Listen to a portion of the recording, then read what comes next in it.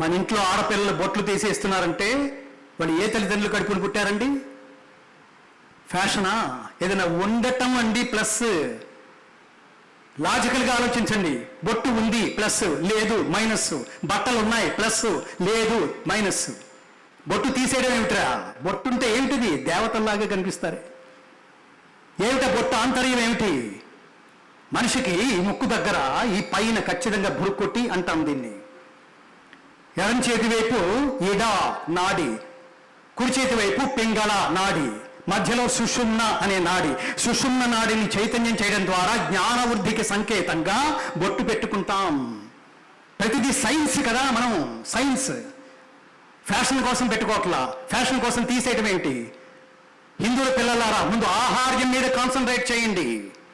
ఏది పడితే తిని వద్దు, ఏది పడితే అది వేసుకుని వద్దు, ఏది పడితే అది మాట్లాడేసి వద్దు. తెలుగు భాష అమృతతుల్యమైన భాష. శబ్దాన్ని అక్షరబద్ధం చేయగలిగే అవకాశం ఒక్క తెలుగు భాషకి మాత్రమే ఉంటుంది. ప్రపంచంలో ఉన్న మాధుర్యాలని ఒక చోట కలబోస్తే అది తెలుగు భాష అయిందంటాడు డాక్టర్ ముదిగొండ వీరభద్రమూర్తి.